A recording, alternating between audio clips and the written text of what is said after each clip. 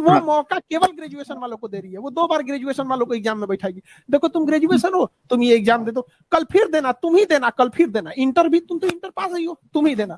तो इसका मतलब जो इंटरमीडिएट के लड़के थे उनको केवल रेलवे ने पैसा कमा लिया उनसे, क्यों भरवाए? आप मर्ज कीजिए तो एक साथ मर्ज कीजिए ना। रेस में घोड़ा के रेस में घोड़ा दौड़ता है, गधा के रेस में गधा दौड़ता है, आदमी के रेस में आदमी के रेस में आप घुसा दीजिए हेलीकॉप्टर, कहिए कि हम इससे संसाधनों को बचा लिए हैं। आपने अपने वीडियो में अच्छा उदाहरण दिया। आपके यहाँ किसी टीचर को आपने खड़ा किया और उनको कहा कि ये किस किस एग्जाम में बैठे और कैसे कैसे, अब वो स्टोरी जरा जरूर बताइए, बहुत दिलचस्प है। देखिए हमारे यहाँ हमने चाइना को कम्पिटिट करने के लिए चाइना ने 2 टीचर पॉलिसी रखा है कि उसके यहाँ 2 टीचर आते हैं, एक टीचर पढ़ाते हैं, एक टीचर रिवाइज कराते हैं। हमने 4 टीचर पॉलिसी को इंट्रोड्यूस करना चाह रहे हैं कि एक पढ़ाएंगे, एक टीचर उसका रिवीजन करा के याद कराएंगे, एक टीचर आके क्वेश्चन पूछेंगे और एक टीचर बांस ले आके पीटना चालू करेंगे बढ़िया से उसको। हमने कहा कि भाई टीचर लोग को भी हमने कहा कि देखिए एग्जाम में क्या पूछ रहा है आप भी ट्राई करते रहिए ताकि लेवल ऑफ स्टैंडर्ड हमेशा इंक्रीज होते रहे। उन्होंने एग्जाम में बैठे, वो ऑलरेडी हमारे सर वो मैथ पढ़ाते हैं, पीके सर हैं, मैथ पढ़ाते हैं, तो देख ली वो रेलवे में नौकरी करते थे, हम उनको नौकरी छोड़वा के बुलाए, तो रेलवे ने उनको फाइन भी लगाया, हमने पैसा भी दिया कि लो भाई रखो उस पे, किसी को नौकरी देते ना इनको हम अपने पास बुला लेते हैं लड़कों से। अब उनका फिर एग्जाम दिए थे और ग्रेजुएट थे, उनका 3 जगह रिजल्ट हुआ है। एक बंदा उसको कहीं नौकरी नहीं करना है, 3 जगह रिजल्ट हुआ, 3 जगह। वो स्टेशन मास्टर के लिए भी है, ट्रेवलिंग अप्रेंटिस के लिए, कॉमर्शियल अप्रेंटिस, तीनों जगह रिजल्ट हो गया है।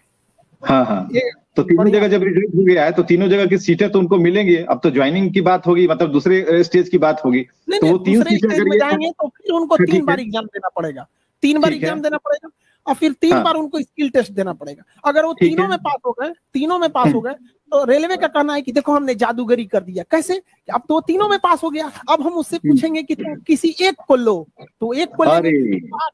अरे भैया कौन सा जादूगरी किए ये, देख रहे हैं दिमाग देखिए आरआरबी का, हम तो एक ही में लेंगे, बाकी 2 खाली रहेगा तो किसी और को देंगे। तो भैया उस रेस में केवल ग्रेजुएशन वाला दौड़ रहा है, तो आप रेस में से जो 2 सीट बचेगा भी वो दूसरे ग्रेजुएशन वाले को देंगे, उससे बचेगा तीसरे को देंगे, इंटर वाले को तो मार दिए। खान सर एक बात और, जो तीसरी सर्किल है आपकी, वहां तक पहुंचने में और कितने साल लग जाएंगे? रिजल्ट कब तक होगा? देखिए अमूमन इसको हो जाना चाहिए था 1.5 साल से 2 साल में, लेकिन ये 24 मान लीजिए 19 में निकला था, 24 में आ जाएगा, फिर 24 में एक फॉर्म निकलेगा, 24 के 5 साल कितना होता है अगला इलेक्शन, 2029 में फिर फाइनल होगा, 29 में फिर निकलेगा, 34 में फाइनल होगा। समझ गया? ये पंचवर्षीय योजना में सारी चीजें चल रही हैं। पंचवर्षीय योजना नहीं है ये, वैकेंसी लड़कों को भी पता है इलेक्शन से पहले आती है, अगले इलेक्शन में फाइनल होती है। तैयारियों की बात करते हैं, अभी जो बैचेस चल रहे हैं, मैंने इसलिए इस टॉपिक को ज्यादा अहमियत भी दी और आपने तुरंत इस पर आने के लिए हाँ भी कहा, क्योंकि भविष्य जब छात्रों का है तो शिक्षक से ज्यादा समझदार या फिर दुखी कोई नहीं हो सकता, क्योंकि उसने मेहनत की है और उसका रिजल्ट आने वाला है। ये शिक्षक का एग्जाम है। बच्चों को माँ बाप जो होते हैं बच्चों को पाल पोस के बड़ा कर देते हैं, संस्कार सिखा देते हैं। किसी भी टीचर के पास भेजे, हमारे पास या कहीं पे भी, आप हो या हम हो, आज हम यहाँ हैं या आप वहां हैं या दुनिया में कोई भी है, किसके बदौलत है? शिक्षक नहीं तो उसको पढ़ाया होगा कहीं ना कहीं, हमारे आपके शिक्षक हो तो उसकी लाइफ बर्बाद होगी, तो शिक्षक ही तो आवाज उठाए। गार्जियन को क्या पता कि CBT1 क्या होता है, RRB क्या होता है, UPSC क्या होता है, इंस्पेक्टर क्या होता है। अभी एयरफोर्स का रिजल्ट रोक के रखा है इन लोगों ने, बताइए एयरफोर्स का रिजल्ट रोक के रखे हैं।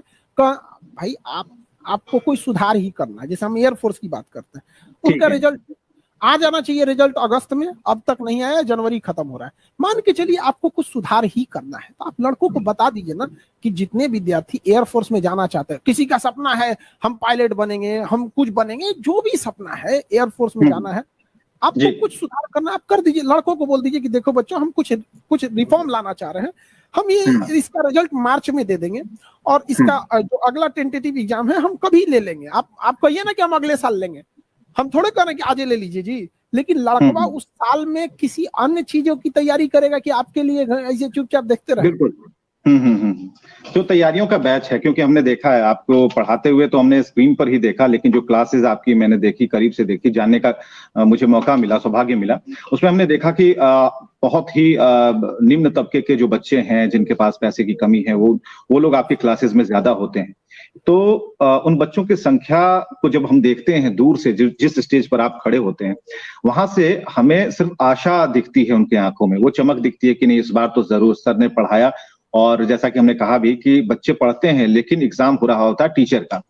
तो अगर ऐसे धांधली में 19 का रिजल्ट 24 में और 24 का रिजल्ट 34 में इस तरह की प्रक्रियाएं होंगी, तो ये सर्वाइवल ऑफ जो एग्जामिनेशन है या फिर जो उसकी विश्वसनीयता है, वो कितना बड़ा सवाल लेकर खड़े करती है। और लड़कों का कितना फिर मन करेगा कि भाई हम उस एग्जाम में अपीयर हो ना हो। और जो 72 पन्ने का जो आपने बता दिया नोटिफिकेशन, इस नोटिफिकेशन को पढ़ते ही तो आधी उम्र निकल जाएगी।